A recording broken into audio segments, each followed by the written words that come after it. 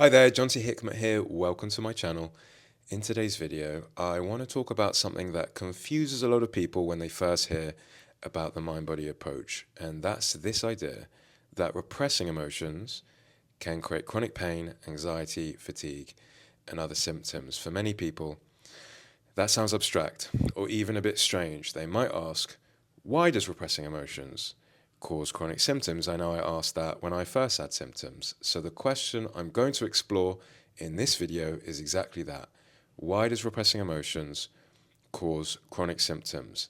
And I'm going to explain what that means in a simple, practical way. I'm also going to speak about why so many of us never learn how to understand our emotions or our bodies in the first place, and why these symptoms are not here to hurt you. Even though it may feel that way, it may feel as if these symptoms are a nuisance, they've ruined your life, but often they're actually here to guide you in some way. One of the first things we often say in this work is that we experience emotions through the body, but a lot of people don't actually realize that. I certainly didn't when I had chronic symptoms. I remember being asked once, how do you know that you feel fear? And I just said, I just know, I just feel afraid. But when I was asked, is that fear a thought? Is it a sensation? Where do you actually feel it? I didn't really have an answer.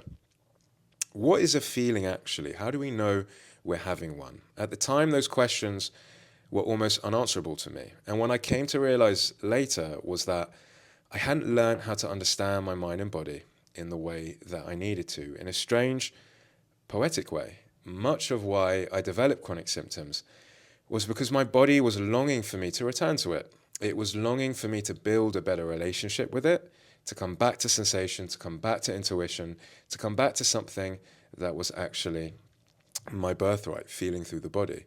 Because many of us weren't raised to be connected to our bodies in this way. We were raised to be disconnected from them. We've been taught to see the body as something mechanical. If there's pain in a certain area, you take a pill. You force it, you fix it, you operate on it, or you try to control it in some way. But there's very little understanding of why we feel emotions, what happens when we don't allow them, or how emotional energy actually moves through the body. We're taught to be civil, polite, and well-behaved, which obviously has its place, but there can also be consequences to that, because we all grow up thinking this is just how humans are, but most of what we believe about emotions and behavior is conditioned, it's taught. It's shaped into us. We could have easily been raised in a completely different way. We could have grown up in a different culture where children are taught from a young age how to feel their emotions, how to understand the signals in their bodies, how to express big feelings safely, and how to move through emotional states without suppressing or repressing them. And you actually see glimpses of this in different cultures and traditions around the world. People behaving differently. They relate to emotions differently. They relate to their bodies differently. And that's not because they're fundamentally different humans. It's because they were conditioned differently. In much of the Western world, we've been taught to trust symptoms and institutions to take care of us. We've been taught to listen, to be obedient, to follow instructions, and to rely on external authorities to tell us what's wrong and how to fix it. And obviously this system is incredibly effective in certain areas. It's amazing for emergency medicine. If you break a bone, have an infection, or something acute happens, modern medicine can be life-saving. But for many people, including myself, it hasn't been very effective when it comes to chronic symptoms. It hasn't always been good at helping people understand why their symptoms are happening in the first place. So people end up going from doctor to doctor, treatment to treatment, protocol to protocol, trying to find relief. And when nothing works, they naturally assume the problem is them. They think, nothing's worked, so I must be defective. There must be something uniquely wrong with me. And that's the place many people find themselves before they discover this mind-body approach. They find it through books, through podcasts, through videos like this. It's getting more and more popular. They come across this approach, much like I did, and suddenly things start to make sense in a new way, because the approach starts talking about personality traits, perfectionism, people-pleasing, control, life experiences, trauma, emotional patterns, chronic symptoms, and why that might be happening. And suddenly, that takes them, including myself, in a completely different direction from all the treatments and all the doctors and all the medications, we start to think, okay, maybe this mind-body approach speaks to me.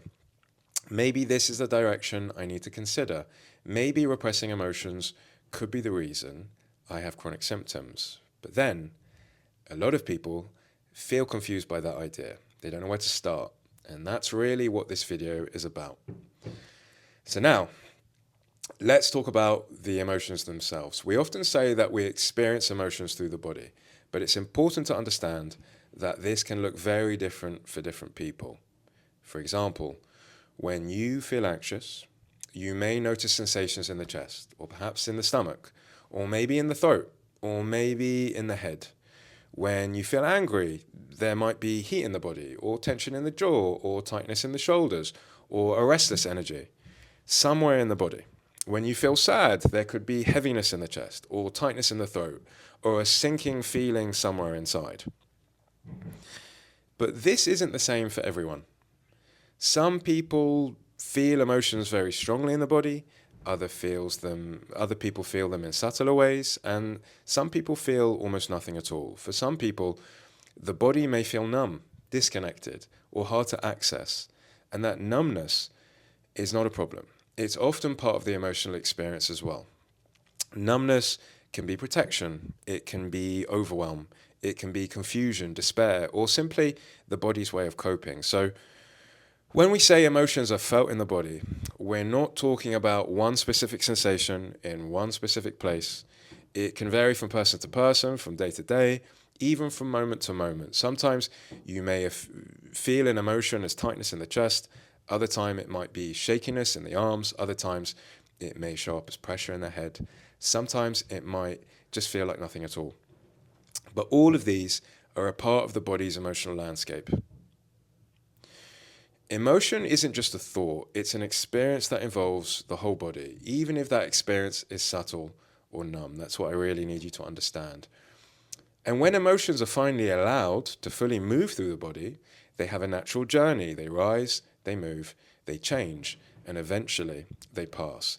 Sometimes they feel intense, sometimes they feel gentle, but that movement is natural. That's how the nervous system in the body processes emotional energy.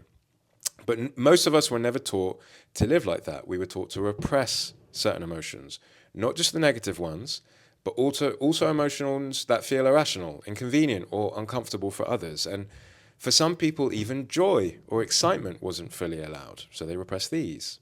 So over time, we learn to push feelings down. We distract ourselves, we stay busy, we try to stay calm and in control. And when that happens, the natural journey of emotions through the body gets interrupted. Instead of rising and moving through, the emotions get stuck, blocked, or suppressed.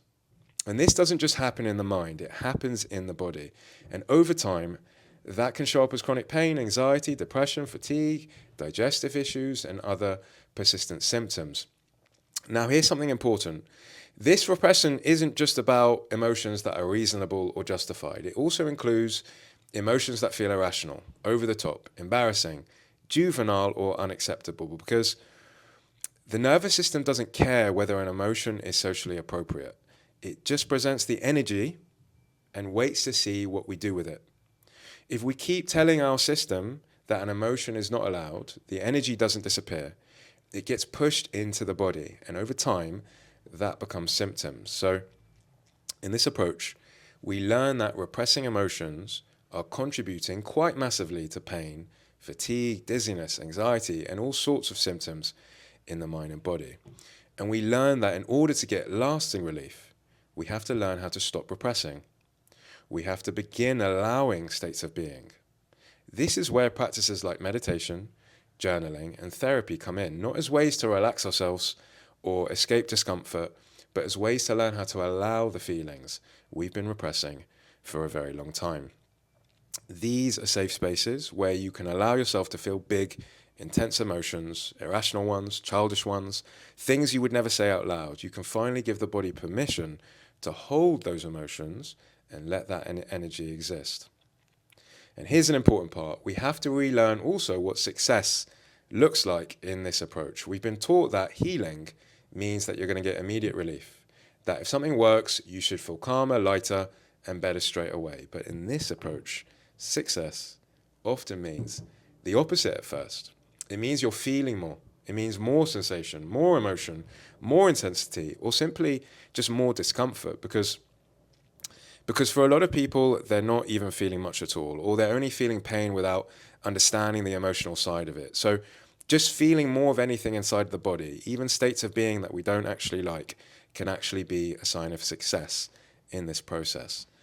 And it's often necessary to feel more discomfort in this approach because if you've been repressing emotions for years, maybe decades, when you finally start allowing, they don't just trickle out. It's more like opening a dam that's been holding back pressure for years. When the gate opens, the water is going to rush out. So symptoms may get bigger, emotions may get stronger, sensations may become more noticeable, or in some cases, things may become more numb, more flat, more empty. And that too may be a state of being your system is asking you to sit with. The whole point is not that things must get bigger or smaller. The point is that things may feel out of control. And there may be states of being that you don't like, whether it's big emotions, strong sensations, or very little feeling at all. It's going to challenge you. And that challenge is often intentional. I did another video about whether we should rest or push in this process because some people are told they need to rest more and other people are told they need to push more to get relief from their symptoms. And what I found is that there's no absolute answer here. For some people, their mind and body is going to ask them to rest more because they've spent their whole life pushing, achieving, and ignoring their needs. So resting is the uncomfortable, courageous thing for them. For other people, the mind and body is going to ask them to push more because they've spent their life holding back, avoiding, or hiding.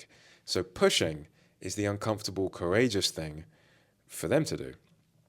Why would the mind and body challenge us like this, you may be asking? Because it knows that we need to feel safe in these states of being. It knows that when we stop repressing emotions and start allowing them, we naturally reconnect with our intuition. We start making better decisions in our life. We understand our needs more clearly. We set boundaries. We stop people pleasing. We stop trying to be perfect for everyone, including ourselves, all the time. I didn't even know what my needs were once upon a time. I had no idea how to set boundaries. I thought I was just living my life the way I was meant to. But it turned out so much of what I was doing was conditioning. By the time I moved through the mind-body approach, through all the ups and downs, the messiness, the times it felt like it was working, the times it felt like it wasn't working, something changed. I was allowing myself to feel more. I understood my needs more. I started to stand by my boundaries more. I understood the sorts of people I wanted in my life and the sorts of people I didn't. I made better decisions in my work and relationships, and I just cultivated a better relationship with my mind and body. Your mind and body is not giving you chronic symptoms to hurt you. It's not because it just wants you to be angry or irrational or have emotional outbursts for the sake of it. It's doing it to benefit you. It may not feel that way when you're in the middle of it. It may feel like it's just a nuisance. You may wish it would just go away. You may even feel like your life was so much better before your symptoms appeared. But if we had all been taught early on in life how to relate to our mind and body in the way that I'm teaching here, this whole process would feel more like having a cut or a bruise. You'd know it's going to hurt for a while, but you trust that it's healing. If we treated the inside of the body like that, which this approach teaches you how to do, then you'd allow things to be there. It's uncomfortable, but you would trust the process. And you trust that being with these emotions will also guide you to a better place, a place where you understand your needs, your boundaries, and your direction in life more clearly. In that sense, your symptoms become an internal guiding mechanism, not a nuisance. And that's where the real change begins. So that's the video. I hope that really clears up why repressing emotions cause chronic symptoms in the first place, why the mind and body is doing it purposely, not as a nuisance. It's purposely trying to get us to go inside, to learn how to allow states of being, whether they're big, whether they're small, whether we feel them, whether we feel numb, whatever it is. We're learning how to allow these things in things like meditation, journaling, and in therapy, and how doing so is often going to feel uncomfortable. It's meant to feel uncomfortable. How we need to relearn what success means in this approach in terms of relief. How Obviously, we wouldn't be doing any of this if we didn't want to get better at some stage. So, of course, in going through this process, you do get better. I wouldn't be teaching this. I wouldn't be speaking about this if I didn't get better and have helped lots of people get better as well. It's messy for a good couple of months. It could be a bit longer for some other people, but if you trust it, you'll see wins along the way. You will see that, oh God, all of a sudden things are moving and things are maybe lessening and maybe they're intensifying, but I'm noticing changes that I haven't noticed before. And that's what the process looks like for a lot of people, including myself. And then naturally, you come to a place of lasting relief. That's why this approach is getting so popular now. That's for the video. If you have any questions, anything you'd like to share, please do so in the comments below. Otherwise, thanks for watching. Looking forward to hearing from you soon.